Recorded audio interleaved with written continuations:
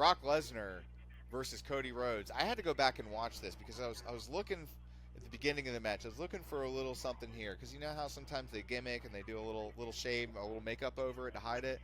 I couldn't find it. I think it was a legit bump, man. It is.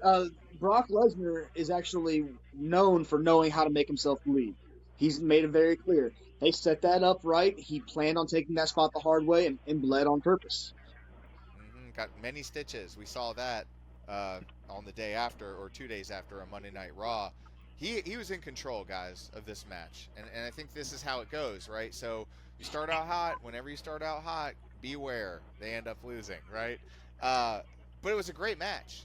Like, it was a great match. And it was exactly how Cody needed to win this match. He needed to bloody Brock Lesnar up. He needed to show the world who's boss, right? And it ain't no fluke. However, we saw some stuff on Monday night that has me doubting. And that's good because I want to see the doubt, but it also kind of sets some uncertainty. If you haven't seen it, I advise y'all to check it out. Monday night, man, Brock Lesnar came out all stitched up, face all beat up, looked like he was in Mike Tyson's Punch-Out. F5 Cody through the table, basically accepted a challenge on Cody's behalf from him.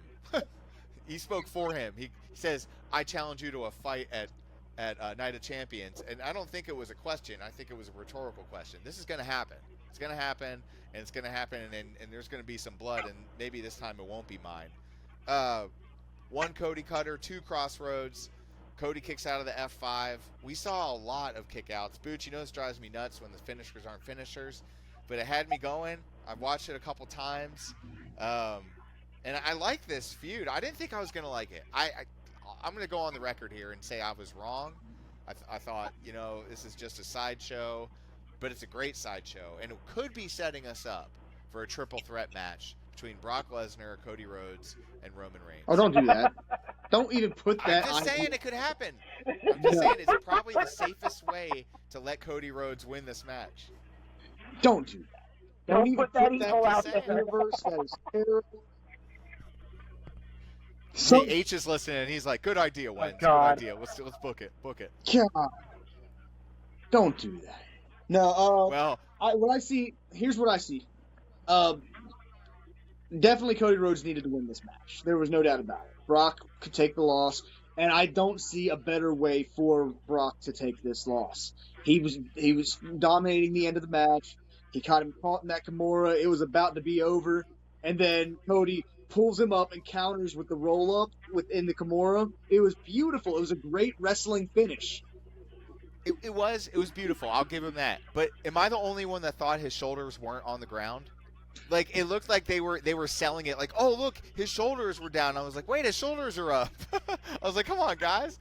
A little time. Yeah, it's one of those things where it's a fine line because, like, technically you get the shoulder up, but in amateur wrestling it's the shoulder blades.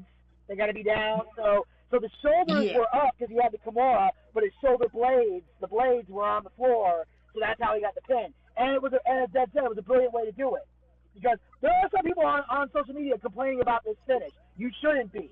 This is the best way to do it because Cody was able to win without overpowering Brock Lesnar, which he didn't need to do, and he outsmarted him, which is what you do against a big guy. So it made perfect sense. Lesnar was dominating. He goes into the exposed field, gets the busted open. Cody's doing his moves, but Brock's still kicking out. It looked like he's about to break his arm, so Cody gets the momentum, and then he gets the win. And Brock lets go because in that moment he's shocked, like, wait a minute, he just pinned me? And that's a brilliant thing to do. It's like I'll do a throwback. It was like Austin and Bret Hart. Austin had back when Austin used the $1 Million Dream before he stopped doing that submission. He had that locked in on Bret. Bret went up the turnbuckle, flipped around, landed on the ground. 1, 2, 3. Bret got the win. Austin's like, what the? And that led to WrestleMania 13.